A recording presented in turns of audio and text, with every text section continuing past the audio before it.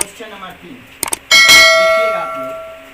Question दिया है यदि साइन ए बराबर 3/4 तो कॉस ए और टेन ए का मान परिकलित कीजिए। आप ध्यान देंगे सबसे पहले, इसलिए ध्यान देंगे इस क्वेश्चन पे कि ये क्वेश्चन जो है आपको हर साल इस प्रकार के क्वेश्चन 2 नंबर में आपको करता है। अब ये 2 नंबर अगर आप लेना चाह रहे हैं भाई तो आपको ध्यान देना होगा।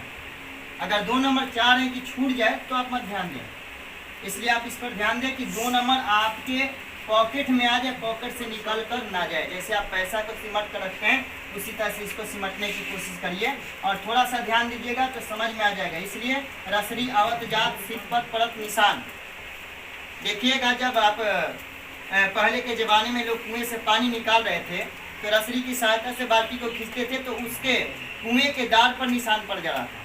तो आप लोग अगर इसको समझना चाहेंगे शांतिपूर्ण तो ये 2 नंबर आपका बहकेगा नहीं। तो आइए मैं आगे बढ़ रहा हूँ। इसमें दिया है साइन ए बराबर 3/4, यानी साइन का मान आपको दे दिया है 3/4। अब आइए कि साइन का जब मान दिया है तो आप सोचें कि हम साइन का सूत्र क्या होता है। तो साइन का सूत्र p/h होता है। ध्यान देंगे, साइन का सूत्र p/h, यानी कि इसका हिंदी में अगर आप लेते हैं बराबर लंब समकोण त्रिभुज में 3 भुजा होता है।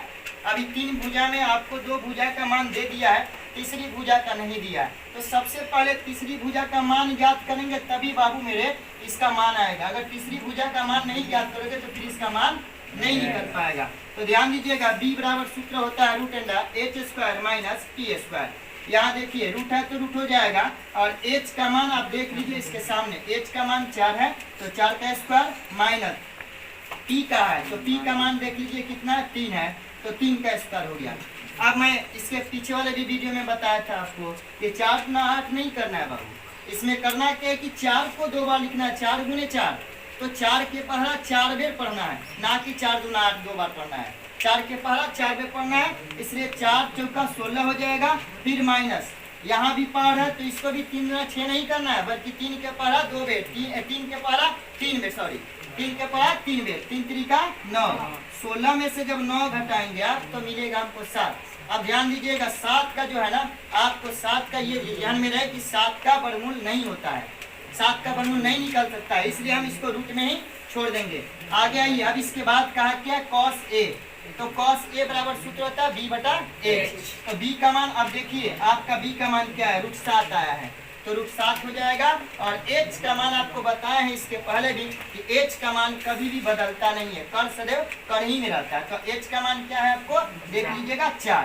फिर 10a, 10 का फॉर्मूला p/b होता है। तो p का मान आप देखिए, p के सामने क्या है 3 है तो 3 भरेंगे। और फिर b का है तो b के सामने देख लीजिए क्या है आपको, तो b का मान कितना है, √7 है। यही आपका आंसर हुआ। अब इसको अगर ध्यान से पढ़ेंगे समझेंगे आप तो आपको समझ में आ गया होगा।